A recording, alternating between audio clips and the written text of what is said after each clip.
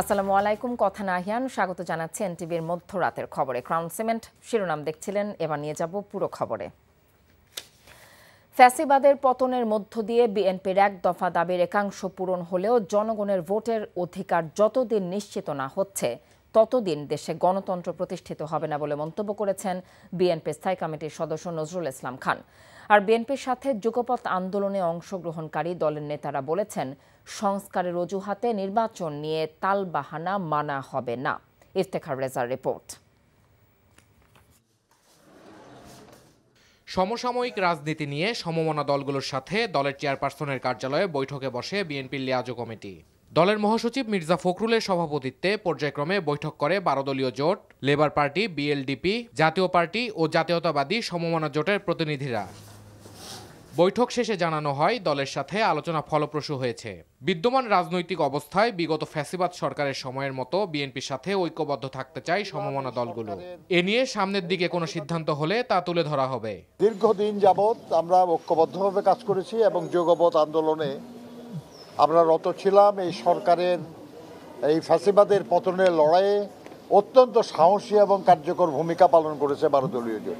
দীর্ঘদিন যাবৎ যে আন্দোলন করে এসেছে, আমাদের সেই আন্দোলনের এবং সেই ঐক্যের প্রয়োজনীয়তা ফুরিয়ে যায় নাই। যে সংস্কারের নামে কালক্ষেপণ করে নির্বাচন দেরি করা ঠিক হবে না। আমরা বিএনপির সাথে আলোচনা করেছি, কোনো ফাইনাল সিদ্ধান্ত হয়নি। এদিকে জাতীয় প্রেস ক্লাবের সামনে সকল রাজবন্দীর নিঃশর্ত মুক্তির দাবিতে গণতান্ত্রিক পরিষদ আয়োজিত বিক্ষোভ সমাবেশে বিএনপি নেতারা বলেন, মিথ্যা মামলা প্রত্যাহার করতে হবে। আমাদের নামে যে অজস্র মিথ্যা মামলা, অজস্র রাজনৈতিক প্রতিহিংসার মামলা, সেই মামলাগুলোকে তুলে নেওয়ার জন্য আপনারা এখন দাবার কোর্টের মতো দাবার গুটি সাজিয়েছেন। বক্তারা বলেন, বাজার সিন্ডিকেট ভাঙতে না পারলে জনদুর্ভোগ বাড়বে। Iftekhar Reza, NTV news, Dhaka.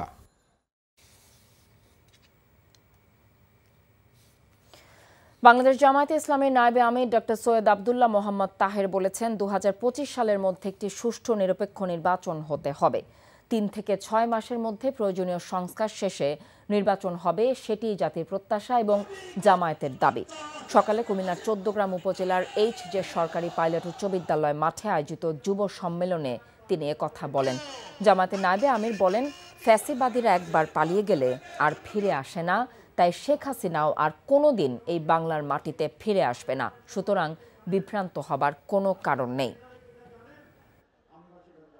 আমরা বলছি সুষ্ঠু নিরপেক্ষ পার্টিসিপেটরি নির্বাচন হতে হবে এবং সেটি 2025 সালের ভিতরে হতে হবে। আমরা মনে করি 3 থেকে 6 মাসের ভিতরে প্রয়োজনীয় সংস্কার সাধন করা সম্ভব এবং তারপরে এই বছরের শেষের দিকে নির্বাচন অনুষ্ঠান করবে। এটাই জাতির প্রত্যাশা, জামাত ইসলামের দাবি।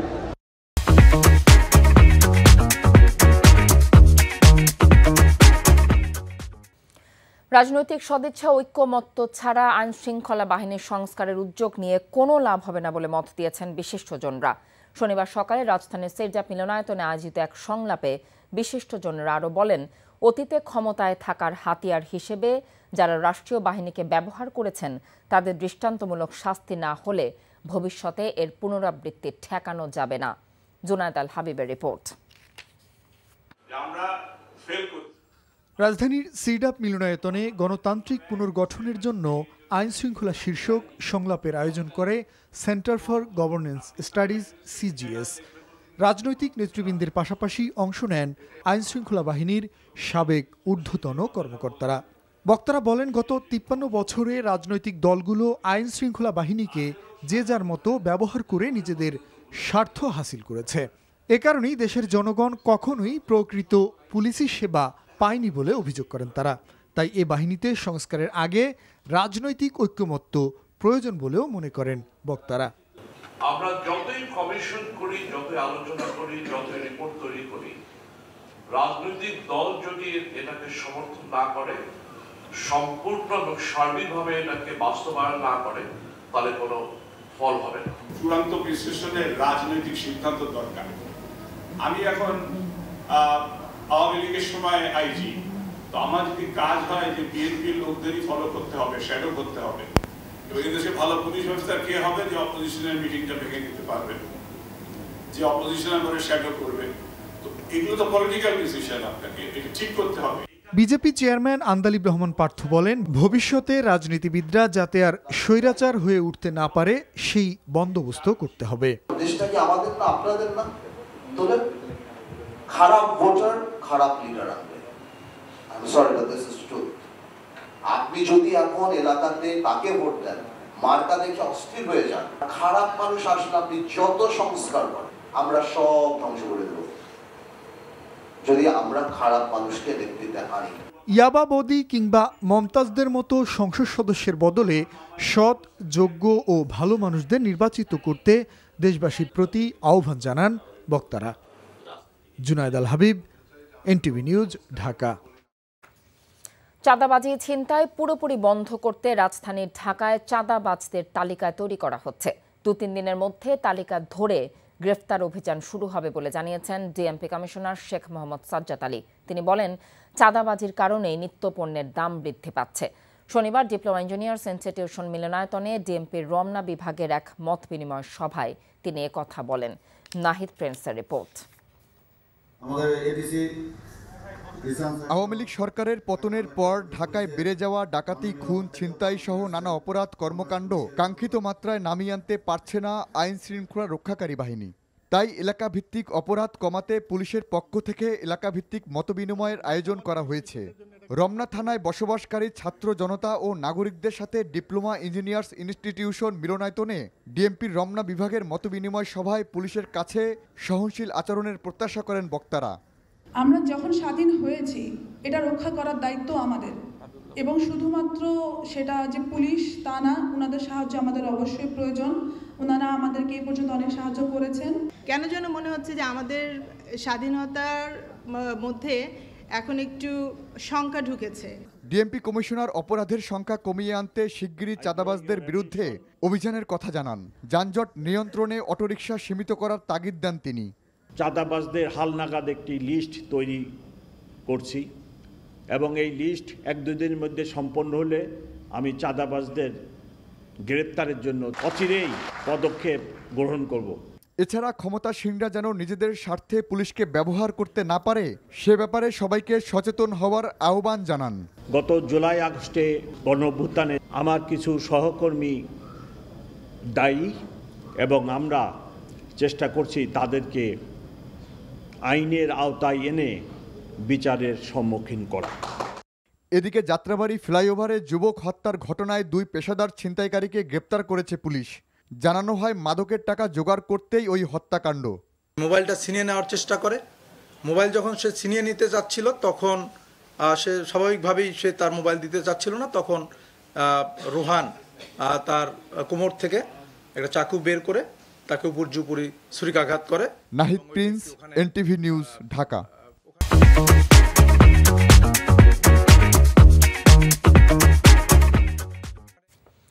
5 অগস্টের আগেও চাঁদাবাজি, জুলুম, মিথ্যা মামলা দিয়ে মানুষকে ফাঁসিয়ে বাণিজ্য করা হয়েছে, এখনও সেটি আছে মন্তব্য করেছেন জামায়াত ইসলামের আমির ডক্টর শফিকুর রহমান। শনিবার রাতে সিলেটের রিচমন্ড মিলনায়তনে হিন্দু, বৌদ্ধ, খ্রিস্টান ধর্মাবলম্বীদের সাথে মত বিনিময় সভায় এসব কথা বলেন তিনি। এ সময় ডক্টর শফিকুর রহমান আরও বলেন, 5 অগস্টের পর জামায়াত ইসলামের নেতাকর্মীরা সকল ধর্মীয় প্রতিষ্ঠান এবং নাগরিকের নিরাপত্তা নিশ্চিত করতে নিরলসভাবে কাজ করছে। সর্বকালই সমাজে কিছু আগাছা, পরগাছা, কিছু আবর্জনা থাকে, এখনো আছে। আগস্টের 5 তারিখের আগে দেশের চাঁদাবাজি হয়েছে, দখলদারি হয়েছে, মানুষের উপর জুলুম হয়েছে, মিথ্যা মামলা হয়েছে, মিথ্যা মামলায় ফাঁসিয়ে বাণিজ্য করা হয়েছে, এখনো সেটা আছে।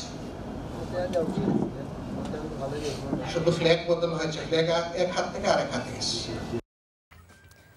সড়ক পরিবহন খাতে যে নৈরাজ্য চলছে তার সাথে রাজনৈতিক প্রভাব জড়িত বলে মন্তব্য করেছে তথ্য সম্প্রচার উপদেষ্টা নাহিদ ইসলাম। শনিবার সকালে রাজধানীর প্রেস ইনস্টিটিউটের রোড সেফটি ফাউন্ডেশন আয়োজিত এই অনুষ্ঠানে একথা বলেন তিনি। নাহিদ ইসলাম বলেন, সমাজের উচ্চ পর্যায়ের যারা দুর্ঘটনার সঙ্গে জড়িত তাদের বিচার হয় না, তারা কোনো ধরনের জবাবদিহির আওতায় আসে না। সড়ক পরিবহনে কাঠামোগত সংস্কার প্রয়োজন উল্লেখ করে উপদেষ্টা নাহিদ বলেন, এই খাতে দুর্নীতি বন্ধ করতে হবে, রাজনৈতিকভাবে আর উন্নয়ন নীতিতে মৌলিক পরিবর্তন আনতে হবে। তিনি বলেন, সড়ক দুর্ঘটনা রোধে নীতি নির্ধারণী পর্যায়ে আরও আন্তরিক হওয়া দরকার।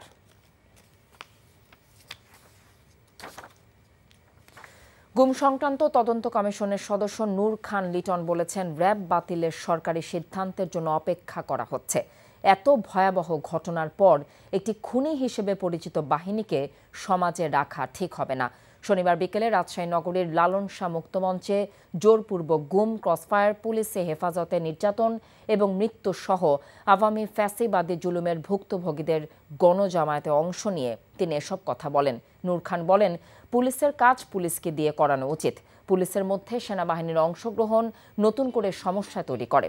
এ সময় উপস্থিত ছিলেন গুম সংক্রান্ত তদন্ত কমিশনের সদস্য সাজ্জাতুর রহমান ও নাবিলা ইদ্রিস। পরে একই স্থানে গুম, জান ও জবান শিরোনামে চিত্র প্রদর্শনী শুরু হয়।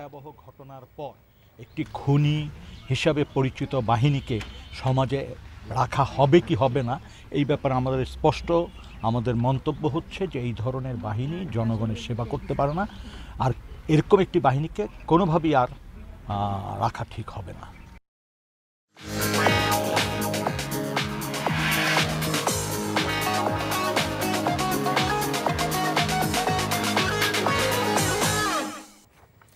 এবারে নগদ নিবেদিত অর্থনীতির খবর। দেশের ব্যাংকিং খাত এবং মূল্যস্ফীতি সহ আর্থিক খাত সংশ্লিষ্ট তথ্যের ক্ষেত্রে অন্তর্বর্তী সরকার বিগত দিনের মতো কোনো কারচুপি করছে না বলে জানালেন অর্থ উপদেষ্টা ডক্টর সালেউদ্দিন আহমেদ। শনিবার সকালে সেরজাপ মিলনায়তনে ব্যাংকিং অ্যালামনাক গ্রন্থের প্রকাশনা অনুষ্ঠানে তিনি একথা বলেন। অর্থ উপদেষ্টা বলেন, গত 15 বছর ধরে আর্থিক খাতের অনেক ভুল তথ্য দিয়ে এক ধরনের তথ্য বিভ্রাট তৈরি করা হয়েছে। অন্তর্বর্তী সরকার কোনো তথ্য লুকিয়ে রাখতে চায় না বলেও জানিয়েছেন তিনি। সালেউদ্দিন আহমেদ বলেন, শেয়ার বাজারে দুরবস্থার জন্য যারা কারসাজিকারীদের পাশাপাশি নিয়ন্ত্রক সংস্থাও দায়ী। এছাড়াও ব্যাংক ও আর্থিক খাতে সংস্কারকে এগিয়ে নেওয়া হচ্ছে বলেও জানিয়েছেন তিনি। অনুষ্ঠানে বক্তারা অর্থনীতিতে শৃঙ্খলা আনার পাশাপাশি মূল্যস্ফীতি নিয়ন্ত্রণকে এখনকার সবচেয়ে বড় চ্যালেঞ্জ হিসেবে উল্লেখ করেন। ফরিদপুর সদর উপজেলার কানাইপুর ইউনিয়নের চৌরঙ্গি মোড়ে রাষ্ট্র বিনির্মাণে তারেক রহমান ঘোষিত 31 দফা এবং আগামী জাতীয় সংসদ নির্বাচন বিষয়ক সচেতনতামূলক আলোচনা সভা অনুষ্ঠিত হয়েছে। এ সময় জাতীয়তাবাদী যুবদলের কেন্দ্রীয় নির্বাহী কমিটির সাবেক সহ সভাপতি মাহবুবুল হাসান ভুইয়া পিঙ্কু বলেছেন, ফ্যাসিস্ট শেখ হাসিনা দেশের অর্থনীতির মেরুদণ্ড ভেঙে পাশের দেশ ভারতের কাছে বিক্রি করে দিয়েছিলেন। তিনি বলেন, এখন শেখ হাসিনা সহ তার দোসররা একের পর এক ষড়যন্ত্র করছেন, তবে এসব ষড়যন্ত্র কোনোভাবেই সফল হবে না।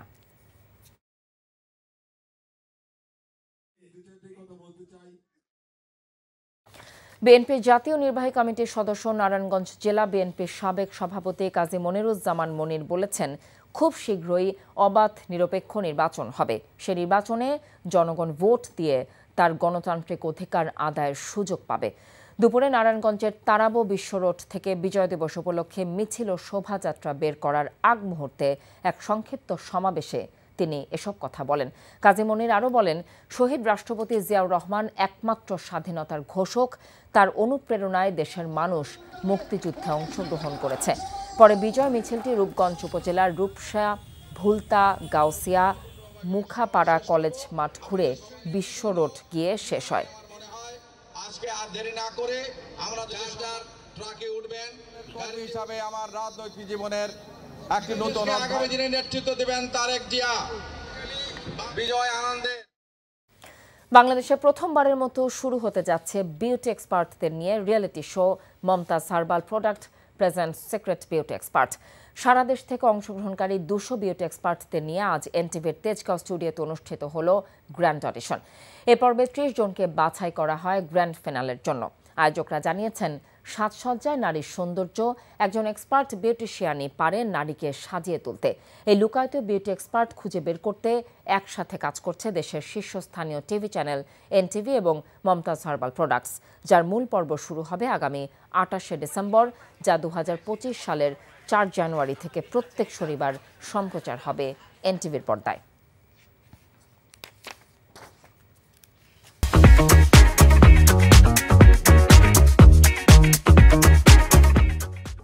প্রবাসে কর্মসংস্থান সৃষ্টি ও বাংলাদেশি খাবারকে আন্তর্জাতিক পরিমণ্ডলে ব্র্যান্ডিং করার প্রয়াসে উপমহাদেশের অন্যান্য দেশের সাথে প্রতিযোগিতামূলকভাবে এগিয়ে যাচ্ছেন কাতার প্রবাসী ব্যবসায়ীরা। এরই অংশ হিসেবে কাতারে বাংলাদেশের রকমারি খাবারের সমাহার নিয়ে যাত্রা শুরু করল বাংলাদেশি মালিকানাধীন নিউ হজরত রেস্টুরেন্ট। এনটিভির কাতার প্রতিনিধি জানিয়েছেন, রেস্টুরেন্টের 3 বাংলাদেশি উদ্যোক্তা মোহাম্মদ মাসুদ খন্দকার, মোহাম্মদ জুয়েল এবং মোহাম্মদ সুরুজ আলম লস্করকে সাথে নিয়ে ফিতা ও কেক কেটে রেস্টুরেন্টের উদ্বোধন করেন প্রধান অতিথি কাতারস্থ বাংলাদেশ স্কুল ও কলেজের সাবেক ভারপ্রাপ্ত অধ্যক্ষ AKM আমিনুল হক।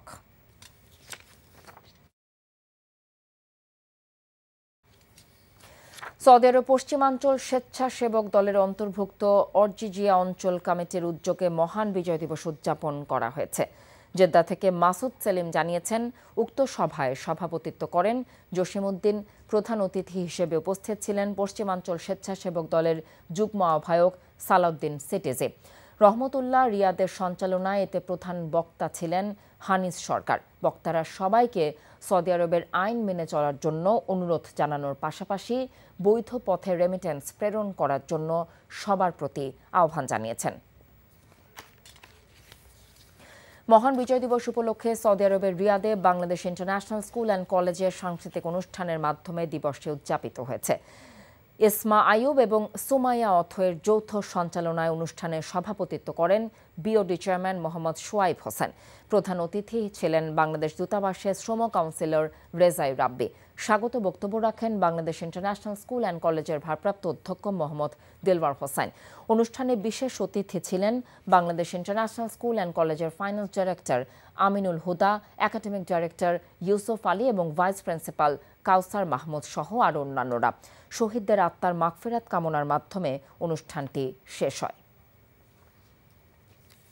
সংযুক্ত আরব আমিরাতের দুবাইস্থ কনসুলেটে প্রবাসীদের তথ্য ঘাটতি নিরসন এবং সহযোগিতার লক্ষ্যে হেল্প ডেস্ক চালু করা হয়েছে। আন্তর্জাতিক অভিবাসী দিবস এবং জাতীয় প্রবাসী দিবসে এই হেল্প ডেস্ক উদ্বোধন করেন বাংলাদেশ কনসুলেটের কনসাল মোহাম্মদ রাশেদুজ্জামান। এ সময় উপস্থিত ছিলেন শ্রম কাউন্সিলর মোহাম্মদ আব্দুস সালাম, দূতালয় প্রধান আশফাক হোসেন, প্রথম সচিব শাহজাহান, বাংলাদেশ প্রেস ক্লাবের সভাপতি মামুনুর রশিদ সহ আরও অনেকে। হেল্প ডেস্ক চালু হবার উচ্ছ্বাস প্রকাশ করেছেন প্রবাসীরা। দীর্ঘদিনের দাবি পূরণ হওয়ায় কনসুলেটকে ধন্যবাদ জানিয়েছেন তারা। এ ছিল এনটিভির মধ্যরাতের খবরে। এই খবরের ভিডিও সহ আপডেট জানতে ভিজিট করুন এনটিভি অনলাইন www.ntvbd.com। এছাড়াও এনটিভির জনপ্রিয় সব অনুষ্ঠান ও খবরের আপডেট জানতে ভিজিট করুন আমাদের ইউটিউব এবং ভেরিফাইড ফেসবুক পেজ। সকাল 7:30 সকালের খবর দেখার আমন্ত্রণ রইল। এতক্ষণ সাথে থাকার জন্য ধন্যবাদ সবাইকে।